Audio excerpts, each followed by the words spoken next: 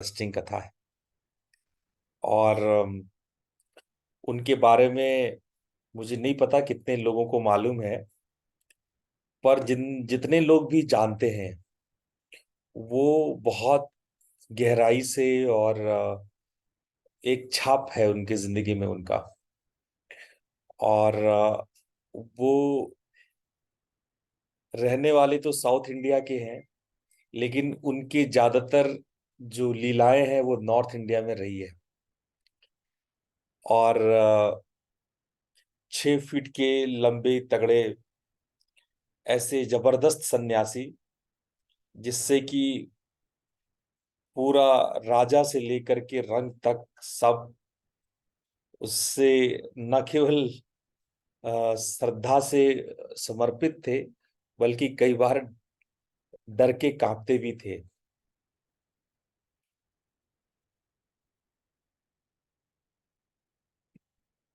तो आज मैं उनकी कथा आप लोग को सुनाऊंगा। और उनका नाम है बाबा तैलंग, सिद्ध योगी बाबा तैलंग स्वामी। उनके बहुत सारे आश्रम हैं, काशी में भी है, और राजस्थान में भी है। उनके आश्रम नॉर्थ इंडिया में कई जगह पे है, हिमालय से लेकर के साउथ तक उनके नाम को सभी जानते हैं। Most of low people knows Siddh Yogi Tailang Baba, and he is quite famous in North India, although he comes from the south, from the Telangana nowadays. Earlier, it was Andhra Pradesh, but somehow the story is very interesting, and I think we must know about the Tailang Baba. So today I'm going to tell you the story of Tailang Baba.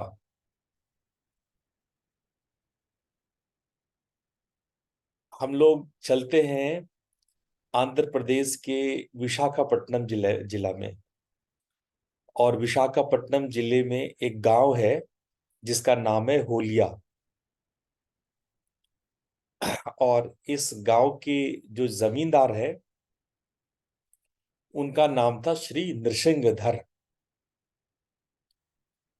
वहां पे विशाखापट्टनम और उस जिला में नृसिंह भगवान की बड़ी पूजा की जाती है। और ऐसी मान्यता है कि भगवान ने नृसिंह अवतार इसी जिले में लिया था। और यहीं पर आंध्र प्रदेश में ही वो हिरण्यकश्यप की विशाल महल है। और वहां वो खंभा भी है जिसके बारे में कहा जाता है जिसको फाड़ करके भगवान नरसिम्हा बाहर आए थे। तो नरसिंह नाम भी आंध्र प्रदेश में बहुत फेमस है।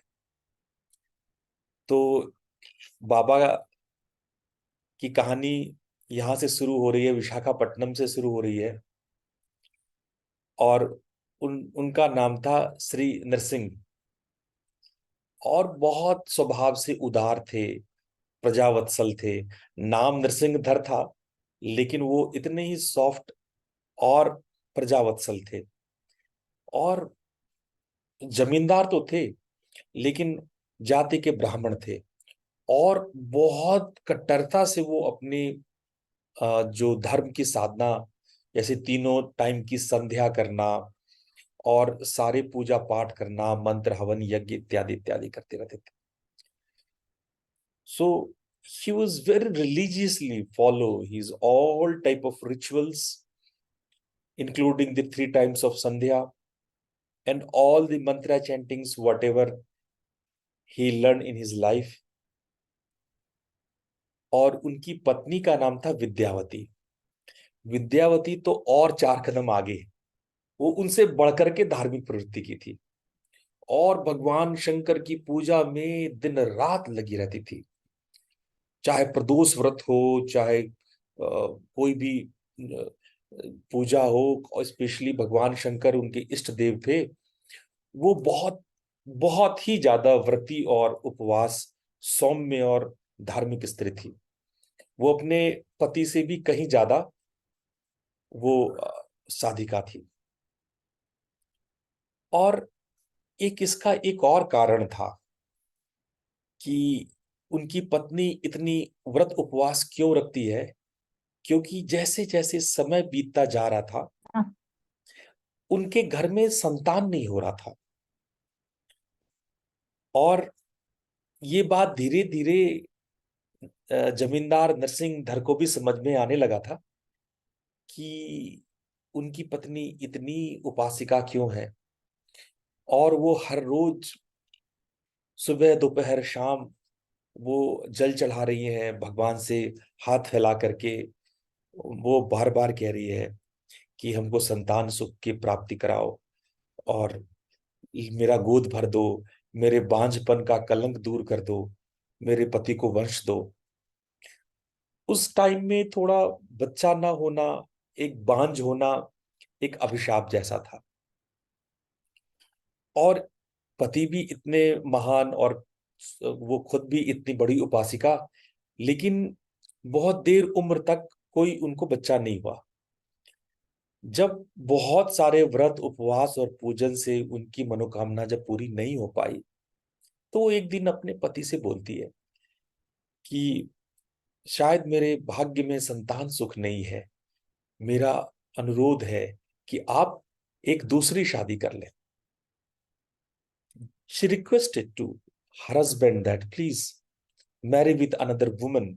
I tried my best. I did all type of puja, upasana, vrat and tap, but I couldn't get uh, any son or daughter. तो वो रिक्वेस्ट करती है अपने पति को, लेकिन उसके पति बड़े नाराज हो जाते हैं। वो बड़े एक पत्नी व्रत थे वो कहते हैं कि मुझे कोई कमी नहीं है, मुझे मुझे कोई कमी नहीं है, और घर में एक दूसरी औरत को लाने का मन है का मतलब है कि महान अशांति को लाना। और तुम्हें दिक्कत हो रहा है तो हम लोग दूसरा कोई गोद ले लेते हैं, कोई बच्चा गोद ले लेते हैं। लेकिन पता नहीं उस दिन क्या हुआ, वो बिल्कुल जिद पे आ गई। वो कहने लगी कि नहीं, अब मेरा धैर्य टूट रहा है और अब आप तो दूसरा विवाह कर ही लो। क्या पता दूसरे के आने से हम लोग सबका जीवन धन्य हो जाए, वो कोई अच्छा भाग्य हमारे लिए लेकर के आए, और वो केवल वंश ही नहीं बल्कि हम लोग के जीवन में भी खुशियां लाए। तो नरसिंह कहते हैं कि देखो विद्यावती, ये तुम्हारा सपना है, ये मेरा सपना नहीं है। तुम केवल मुझे प्रसन्न करने के लिए ऐसा कह रही हो, मगर मैं अपनी प्रसन्नता के लिए तुम्हारी सौत लाना नहीं चाहता। और मुझे अनुरोध नहीं करो, हम लोग किसी अच्छे बच्चे को गोद ले लेते हैं। पर पता नहीं उस दिन विद्यावती को ऐसा दुख हो रहा था, ऐसा आघात लग रहा था कि वो चुप हो गई। और बहुत दिन तक वो कुछ नहीं बोली, वो चुप रह गई। इस बात को लेके वो कई बार नरसिंह जी विवाद करने की कोशिश किए, बहुत मनाने की कोशिश किए। अंत में नरसिंह बहुत खिजला कर कहते हैं कि ठीक है, अगर तुम यही चाहते हो तो यही सही, पर याद रखना कि अगर दूसरी पत्नी के कारण परिवार में अशांति हुई तो इसकी सारी जिम्मेदारी तुम पर होगी। वो बहुत क्रोध में थे कि ठीक है, if you want I will marry with another woman, but if there is lack of peace in our life then only you are responsible for that। पर किसी तरह से वो उनको तैयार करके और नरसिंह जी की दूसरी शादी हुई। और दूसरी पत्नी को गृहस्थी का सारा भार दे करके विद्यावती बोली, ये लो चाबियां घर की, सब कुछ, अब आज से तुम्हें ही सब कुछ देखना है, मैं तुम्हारी सहायता करूंगी, शेष टाइम जितना भी टाइम बचेगा मैं भगवान के दरबार में रखूंगी। और वो और ज्यादा भगवान के पूजा पाठ में लग गई। लेकिन मजेदार बात ये है, ये जो घटना आपको बता रहे हैं, ये घटना सन 1607 की है। लगभग आज से 500 साल पुरानी बात मैं कहानी बता रहा हूँ। तो 1607 ईस्वी की बात है, और ये चौंका देने वाली घटना है कि शादी होके आए तो दूसरी को तो नहीं, जो ये पहली विद्यावती था वो गर्भवती हो गई। वो आ, मतलब वो ये सोच के लाई ना कि दूसरी पत्नी को बच्चा होगा, लेकिन दूसरी पत्नी को तो नहीं, लेकिन इसी को, विद्यावती को ही प्रथम संतान हुआ। और समझो कि शुक्ल एकादशी रोहिणी नक्षत्र में पूष मास यानी जनवरी के आसपास विद्यावती को मां बनने का गौरव प्रदान हुआ, और उसके कोख से नरसिंह के घर का वंश पैदा लिया। और ये ऐसा चमत्कार था कि पूरा गांव हैरान था। लेकिन कुछ समय के बाद दोहरी प्रसन्नता हुई कि उनकी जो दूसरी पत्नी थी उसको भी 4-5 साल बाद एक बच्चा हुआ। तो अब जो है नरसिंह के जीवन में दो बच्चे हो गए। जो विद्यावती के बेटा जो बड़ा था उसका नाम रखा गया शिवराम। शिवराम। अभी देखोगे आंध्र प्रदेश में बहुत लोगों का नाम शिवराम रहता है, शिव भी होगा राम भी रहेगा। आंध्र प्रदेश में वैसे वो बहुत लोग का नाम, हमारे गीतम यूनिवर्सिटी के वाइस चांसलर का नाम था शिवराम, तो बहुत लोग का नाम वहां शिवराम रहेगा। और परंपरा जो साउथ इंडियन परंपरा है उसमें वो लोग कुछ टाइटल गांव का या जाति का या कुछ वैसा, वो लोग टाइटल जैसे ये लोग तेलुगु है तो तेलंगाना या तेलंग तेलंग धर, ये टाइटल रखा गया। नाम तो था शिवराम, लेकिन शिवराम तेलंग धर ये पूरा नाम हुआ। ऐसे बड़े बड़े नाम रहते हैं उनके। साउथ इंडिया के लोगों के बड़े बड़े नाम होते हैं। एक आपको पता है ये जो धावक है पीटी उषा, उसका पूरा नाम क्या है? पिल्लूवाल कंडी टेका परविल उषा। कितना बड़ा नाम है उनका। पिल्लूवाल कंडी टेका परविल उषा, ऐसे बड़े बड़े नाम होते हैं उनके। तो ये ऐसा बड़ा सा उनका नाम रखा गया, शिवराम तेलंगधर। और जो दूसरी पत्नी ने जो पुत्र जन्म दिया उसका नाम था श्रीधर। और दोनों बालक बहुत प्यार से बड़े होते चले गए। लेकिन ये तेलंगधर जो आज हमारा नायक है, आज के स्टोरी का जो बड़ा बच्चा नायक है, वो न जाने किस दुनिया में खोया खोया सा रहता था। ना उसको भीड़ भाड़ पसंद था, ना उसको कोई कोलाहल पसंद था। और वो अक्सर अपनी माँ के पास चुपचाप बैठ करके आंख बंद करके ध्यानस्थ रहता था, क्योंकि विद्यावती ज्यादातर समय पूजा पाठ में रहती थी। तो वो स्कूल से भी भाग के आ जाता था, या चुप के, जब वो छोटा भी था 3-4-5 साल का था, तो माँ के बगल में चुप से बैठ जाता था और आंखें बंद करके, देखो कुछ बच्चे होते हैं ना, वो जबरदस्ती का आंख बंद करेंगे, उनसे कहो कि चलो ध्यान कर लो तो वो ऐसे जबरदस्ती से आंख बंद कर लेंगे। लेकिन हैरानगी की बात थी कि वो वास्तव में आंखें बंद करता था। कई बार विद्यावती ने देखा कि उसकी आंखें चढ़ जाती है। यानी आंखें चढ़ जाने का मतलब है कि जो आई, आंखों की पुतली होती है ना, आई बॉल है ना, वो ऊपर की तरफ चढ़ जाता है, ऊपर की तरफ चला जाता है। तो आधी आंखें खुली रहती है, तो उसको हम लोग बोलते हैं अपनी भाषा में आंखें चढ़ जाना। तो वो इस तरह का बालक था। और सारे बच्चे खेल रहे हैं, वही उसका छोटा भाई एकदम उधम मचाता था, पूरा घर सर पे उठा लेता था, और सारे लोग उसमें इंगेज हो जाते थे। और ये बड़ा तेलंगधर चुपचाप कहीं शांत एकांत, पता लगा कि कभी पीपल के नीचे बैठा हुआ है तो एकदम आंखें बंद करके बैठा ही हुआ है, किसी से ना ज्यादा बातचीत, बहुत कम, मितभाषी, कम बोलने वाला, एकदम गुमसुम बैठा रहता था।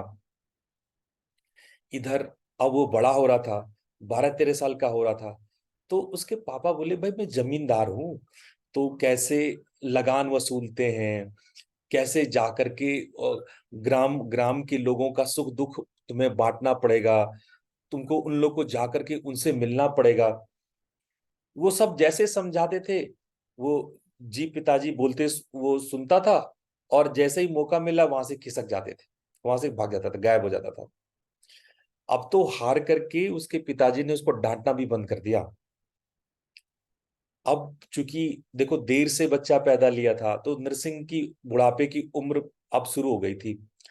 इसको लगा कि तेलंग की शादी कर देते हैं, तो शादी करेंगे तो इसका मन थोड़ा सा हटेगा, ये जिम्मेदारी का अनुभव करेगा।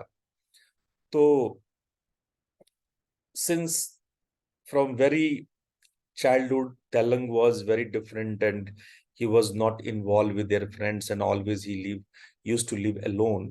So their guardians decided, why not we marry uh, to the first son, Telangdhar, and might be he will understand the liabilities.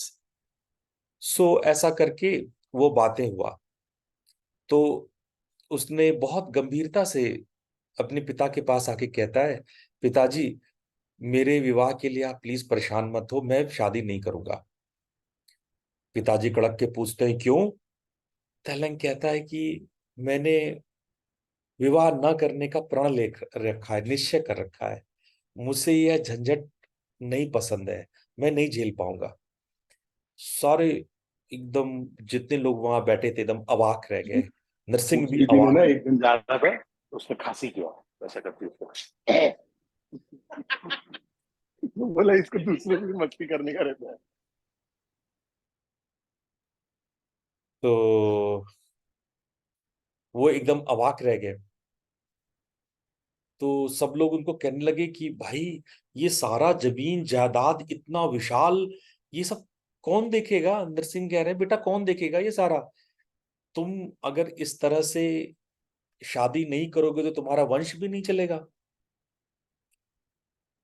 तो वो बहुत परेशान होकर के वो अपनी पत्नी को कहता है, विद्यावती को, कि विद्यावती इसको समझाओ, ये तो हमारे वंश में आकर के ये तो सब कुछ धरा का धरा रह जाएगा।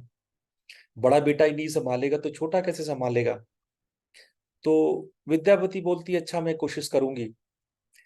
और बहुत समझाने की कोशिश करी माँ ने, पर बाद में कई दिन के बाद विद्यावती आके कहती है कि शिवराम सचमुच अविवाहित रहना चाहता है, मैंने काफी समझाया पर वो मान ही नहीं रहा है।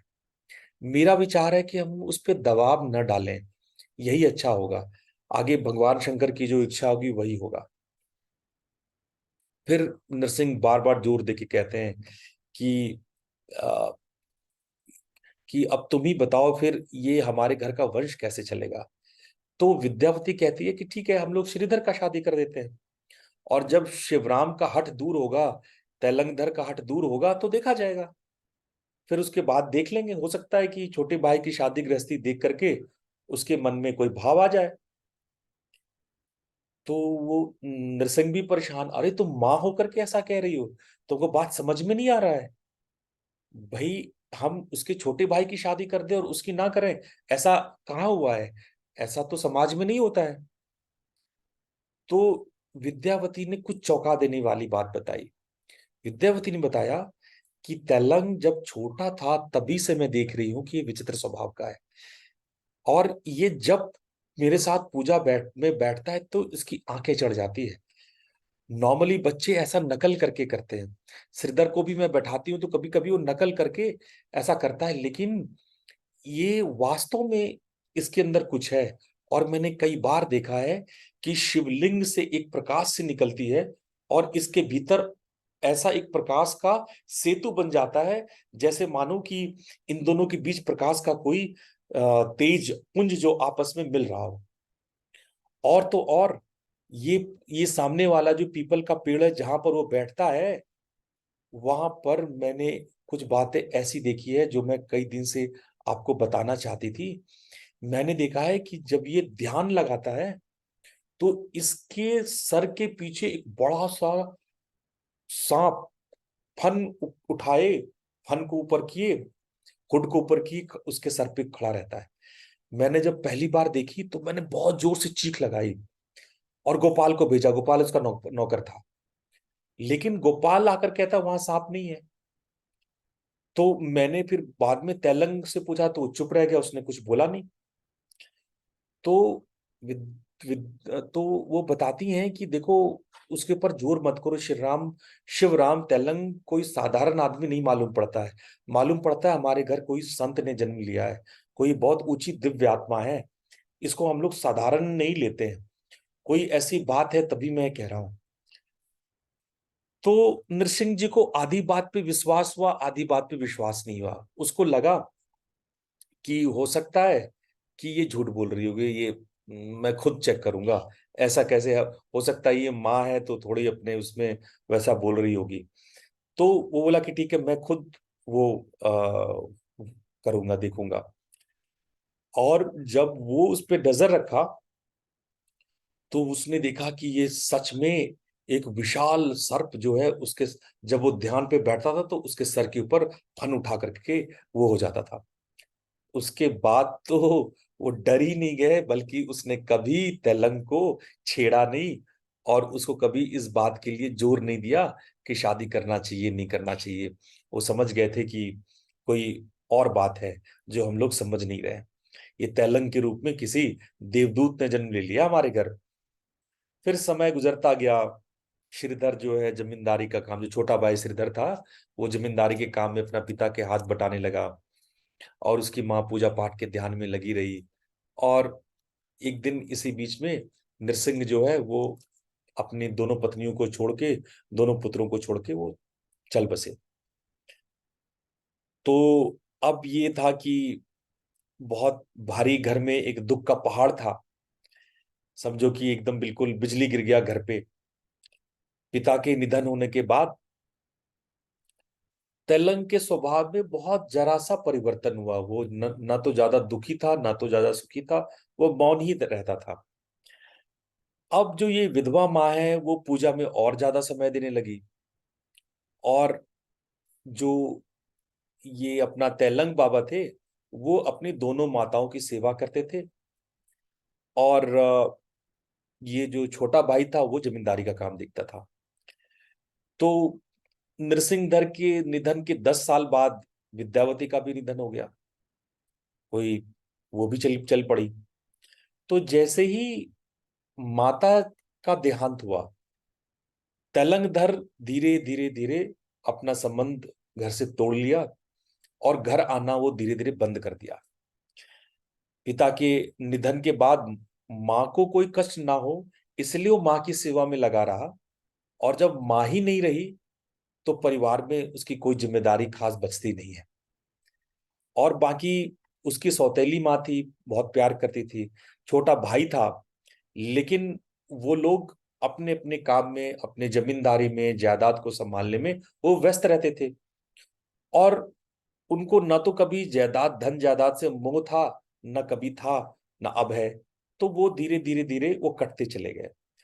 और तो और उन्होंने कहीं मंदिर में नहीं, जिस शमशान में माँ की क्रिया हुई थी उसी शमशान में वो जाकर के रहने लगे। जहां माँ की समाधि, मतलब माँ को जलाया गया था, उसी के पास ही उन्होंने एक छोटा सा कुटी बना लिया और वही समाधि लगा करके बैठे रहते थे। भाई, बड़े भाई को ऐसा देख करके छोटे भाई श्रीधर को बड़ा कष्ट हुआ। सौतेली माँ और उसका भाई आकर के उसको बहुत समझाया, बहुत कुछ कहा। जब बार बार, मतलब श्रीधर रो आकर के हर रोज रोता था। छोटा भाई था, बहुत प्यार करता था। तो तेलंगधर ने कहा कि मेरे भाई, मुझे अब मोह नहीं है, कोई विषय संपत्ति से तनिक भी मोह नहीं है। तुम अब इन सब का भोग करो, एंजॉय करो। मैं जान चुका हूं कि शरीर नश्वर है, जिसे प्राप्त करने पे सब कुछ प्राप्त किया जा सकता है। अब मैं उस ओर ध्यान लगाऊंगा। अब तुम सब मुझे भूल जाओ, चले जाओ। लेकिन वो है कि श्रीधर माना नहीं। कुटिया में 2 टाइम का भोजन वो टाइम से भिजवा देता था। So in English I can say Telangdar started to living in Shamshan, and his younger brother many times requested him to back to the home, but he not returned to the home. He said that I have no any attachment with any type of assets or any type of sampatti or ghar, home or anything, or he wanted to live there in that Shamshan Ghat. तो छोटा भाई ने उसका वहां पर छोटा सा व्यवस्था कर दिया और 2 टाइम के खाने का व्यवस्था कर दिया और वो वहां पे रहने लगे। लेकिन अब समझो कि इस घटना के बाद वो वही होने लगे और शमशान में अपना धुनी रमा करके अपने शरीर पे पूरा राख लगा करके वो वहीं पर साधना करते रहे और अपने योग्य गुरु के दर्शन के लिए पुकार लगाते रहे। अब मैं आपको चलता हूं 1675 की ओर, जब एक दिन योगीराज, कोई ऊंचे योगीराज होलिया गांव में आए, शमशान भूमि में आए और तेलंग कुटिया के पास आकर के कहा शिवराम, उसको पुकारे शिवराम। तो ये शिवराम केवल उसकी माता बोलती थी और कोई नहीं बोलता था इस नाम से, सब लोग तेलंग धर बोलते थे। इसको लगा कि ये मेरे नाम से कौन पुकार रहा है। तो कुटिया के बाहर आया तो देखिए कि महान संत योगीराज उनके सामने खड़े हैं और उनके चेहरे से एकदम अद्भुत तेज निकल रहा है। तेलंग स्वामी अपना मस्तक आगे झुकाए और उनको पहले उन्होंने कुछ स्वप्न में कुछ ना कुछ देखा था, तो उन स्वप्न के आधार पे उनको लगा कि हो ना हो यही संत मेरे भावी गुरु हैं। और मन में ये बात आया तो उनका बड़ा साष्टांग प्रणाम किया, बड़ा श्रद्धा भक्ति किया। दोनों आपस में खूब देर तक बातचीत करते रहे। फिर श्रीधर जी ने भोजन भिजवाया था तो दोनों ने जम करके भोजन किया। तो योगीराज ने अपना नाम बताया कि मैं योगीराज भागीरथी स्वामी हूं, मैं पंजाब के पटियाला में रहता हूं और यहाँ मुझे कुछ भगवत प्रेरणा ऐसी मिली, मुझे कुछ स्वप्न ऐसा मिला कि मेरा एक शिष्य यहाँ है, तो मैं उनको खोजते खोजते यहाँ पे चला आया, दक्षिण के विभिन्न तीर्थों का दर्शन किया और अब मुझे पुष्कर जाना है, पुष्कर अगेन राजस्थान जाना है। तो तेलंगधर ने कहा कि महाराज आपको आपत्ति ना हो तो मुझे भी साथ ले चलो। तो बोले ठीक है, हम भी चलेंगे, आप चलो मेरे साथ। और उसके बाद जो है अलग अलग स्थानों पर, वहां से समझो वैजाग विशाखापट्टनम से, वहां से लेकर के पुष्कर 1 2 नहीं 6 साल लग गए जाने में। भाई आज के डेट में क्या है, ट्रेन लो, वैजाग लो, पुष्कर पहुंच गए। वो कहानी नहीं थी पहले। 6 साल में जाकर के वो पुष्कर पहुंचे। लेकिन ये यहाँ वहां इधर उधर घूमते घामते पहुंचे। पता है पुष्कर में जाकर के उन्होंने उनको नामदान दिया, पुष्कर में जाके जो नामदान दिया। और पता है तेलंग स्वामी को जब नामदान मिला, नाद की दीक्षा मिली, तब उनका उम्र क्या था, 77 साल के थे, 77 ईयर्स के थे वो। 77 साल की उम्र में तेलंग बाबा को नामदान मिला, 77 ईयर्स ओल्ड। और उनको वो नामदान उस उम्र में जाके मिला। और उस उम्र में वो होलिया गांव से, विशाखापट्टनम से होते हुए वो पुष्कर गांव आए और पुष्कर में उन्होंने नाद साधना की, जो है पूरी तैयारी की। और जबरदस्त उन्होंने जो भी 5 तरह के फल लाना, धोती, ये वो व्यवस्था उन्होंने करी। और वो अभ्यास और वो चीज, उस परंपरा का जो अभ्यास था वो तेलंग बाबा को उन्होंने बताया और तेलंग बाबा को उन्होंने एक नाम दिया। वैसे तो नामदान जब देते हैं तो हम कुछ खास लोगों को ही नामाकरण करते हैं, कुछ खास साधकों का ही नाम देते हैं। और उन खास साधकों में उनका भी नाम रखा गया। उनका नाम रखा गया गजानंद सरस्वती, क्योंकि ये भारी भरकम 6 फीट के लंबे चौड़े तगड़े कम से कम इनका 140 या 150 किलो का वजन होगा। ये 6 साढ़े 6 फुट के लंबे चौड़े तगड़े इंसान। वो गजानन नाम उनका ठीक ही था। वो गणेश की भांति ही भारी भरकम थे। और उन्होंने जैसे ही नाद साधना के द्वारा वो गगन में प्रवेश किए, तेलंग बाबा जैसे ही गगन में प्रवेश किए, उसी समय अष्ट सिद्धियां उनके सामने में बिखर गई। गुरुदेव ने कहा कि वैसे तो मैं साधकों को सिद्धियों से को पाने से रोकता हूं, लेकिन प्रकट संतों को ये सिद्धियां मिलनी चाहिए और उनको प्रकट करने का अधिकार भी मिलना चाहिए। मेरी बात को बहुत ध्यान से सुनना। दो प्रकार के संत होते हैं, प्रकट संत और गुप्त संत। जो प्रकट संत होते हैं उनको ये सिद्धियां एकदम हार पहना के दी जाती है कि तुम इसको जीवन में व्यवहार में यूज कर सकते हो। तो चूंकि तैलंग बाबा प्रकट संत थे, तो उनको गगन में जाते ही बिंदु तक पहुंचने के पहले ही पहले उनको ये अष्ट सिद्धियां मिल गई। उनको ये वैसे भी वो इतने महान योगी थे कि इनको नामदान मिलने से पहले ही उनके जीवन में कई चमत्कार हो रहे थे। लेकिन चमत्कारों का मूल सिलसिला पुष्कर से शुरू हुआ। पुष्कर में जब उनको नामदान मिला, पुष्कर में जब वो बिंदु को प्राप्त किए, बिंदु को उन्होंने भेदन किया, वहां रह करके उन्होंने साधना करी और उनको अष्ट सिद्धि का पहला भाव। अब आप लोग के मन में आ रहा होगा कि अष्ट सिद्धि क्या होती है। देखो, 8 प्रकार की बेसिक सिद्धियां होती है। तो सिद्धियां बहुत सारी है, पर 8 प्रकार की बेसिक सिद्धियां होती है। जैसे अणिमा, लघिमा, महिमा, प्राप्ति, प्राकाम्य, वशित्व, ईशत्व और यत्र काम साहित्व। अब एक एक करके मैं बता देता हूं। आज का सेशन भी यहीं पे छोड़ूंगा। मैं पहले ये 8 चीज बताता हूँ। लघिमा का मतलब होता है कि ये अणिमा का मतलब होता है कि योगी चाहे तो एकदम छोटे से छोटा रूप धारण कर सकता है। वो आपकी जो शरीर में रोम होते हैं ना, रोम, जो छोटे छोटे छिद्र होते हैं, उससे वो साधक किसी के भी अंदर प्रवेश कर जाता है। वो उसके अंदर प्रवेश कर जाता है सूक्ष्म रूप में। उसको कहते हैं परकाया प्रवेश। जो अणिमा के होते हैं, वो आपकी बातों को, आपकी आवाज को पकड़ के आपके ब्रेन में प्रवेश कर जाएंगे और ब्रेन के सारे बातों को जान जाएंगे।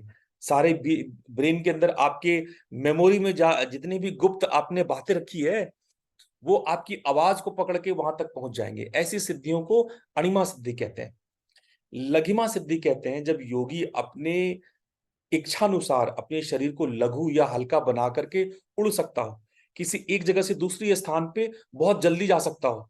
मान लो कि वो कोई 50 किलोमीटर का रास्ता हो और कोई 5 मिनट में पार कर जाए, तो उसको कहते हैं लघिमा सिद्धि। तो ऐसे साधक बहुत बड़ी बड़ी दूरी बहुत छोटे समय में दूरी कर लेते हैं, वो प्राप्त कर लेते हैं। महिमा सिद्धि होता है जब सिद्ध योगी अपनी इच्छा अनुसार अपने शरीर को बहुत विशाल पर्वताकार कर देते हैं और जैसा भी चाहे वैसे अपने शरीर को आकृति देते हैं। वो अगर चाहे पेड़ बनना तो पेड़ की तरह बन जाते हैं, वो चाहेंगे पत्ता बनना तो पत्ते की तरह बन जाते हैं। वो जैसा भी प्राप्त। और चौथा है प्राप्ति। इसमें योगी चाहे कोई भी वस्तु कहीं से भी स्मरण करे कि मुझे नेपाल की तौलिया चाहिए, है ना, तिब्बत का रुमाल चाहिए, है ना, भूटान की धोती चाहिए, वो सारा वो उसके हाथ में आ जाएगा। वो जो चाहेगा, जहां जहां से चाहेगा वैसा वो टेलीपोर्ट हो लेगा। फिर ये प्रकाम्य होता है। प्रकाम्य का मतलब होता है इसका दृढ़ संकल्प जो है बहुत स्थायी होता है। वो जो संकल्प कर लेता है वो उसको पूर्ण करता है, उसको प्रकाम्य कहते हैं। वशित्व का मतलब होता है कि जिसका पंचभूतों पर, अग्नि, जल, वायु, आकाश, इस पर जो अपना अधिकार कर लेता है, उसको वशित्व कहते हैं। और ईशत्व कहते हैं जिसका सभी जिन चीजों, जो पंच तत्वों के अलावा जो चीज सुनाई पड़ती है, दिखाई पड़ती है, जो चीज का स्पर्श होता है, जिसका कोई गंध होता है, उन सब चीजों को अपने अनुरूप उसको बना लेना, उसको इच्छा के अनुरूप बना लेना, उसको ईशत्व कहते हैं। और यत्र काम वासत्व का मतलब होता है कि उसको न केवल नियंत्रित करते हैं, उसको वो परिवर्तित भी कर पाते हैं।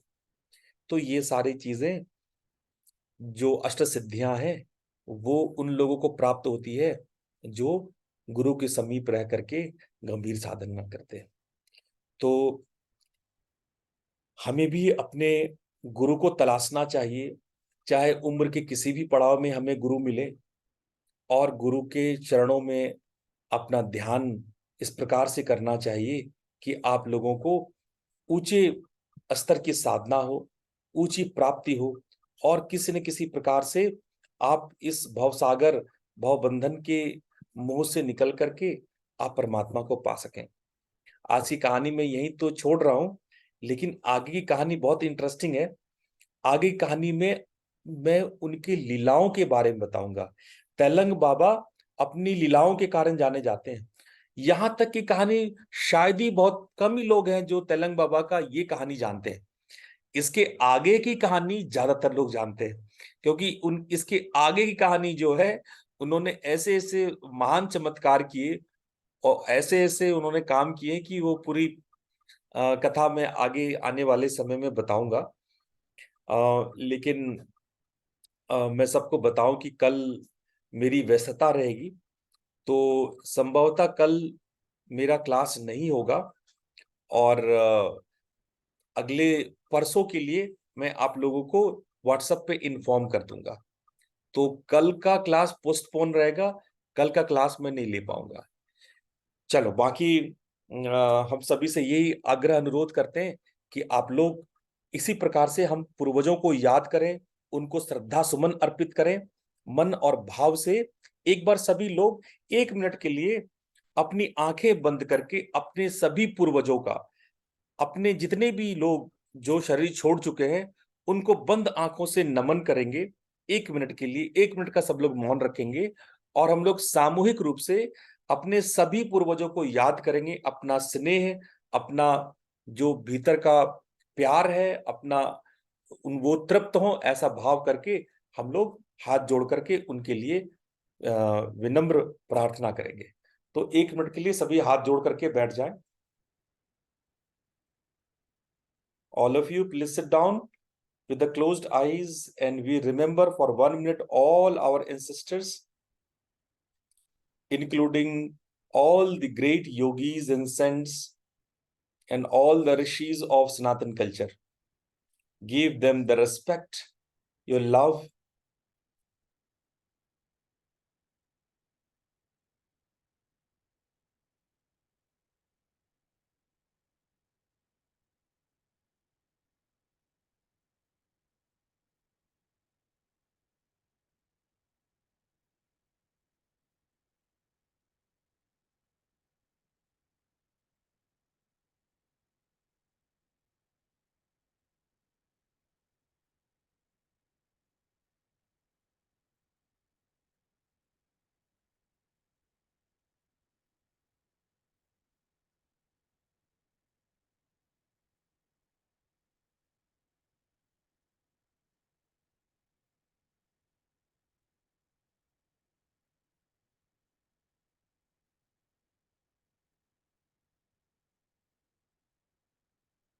धीरे धीरे अपनी आंखें, दोनों हथेलियों को आपस में रगड़िए और अपनी आंखों पर रखिए, और धीरे धीरे अपनी आंखें खोलेंगे।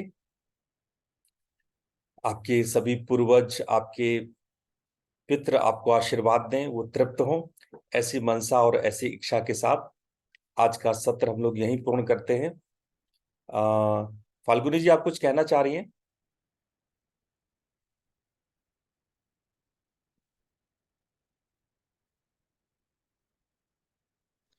प्रणाम गुरुजी, हरिओम सभी को।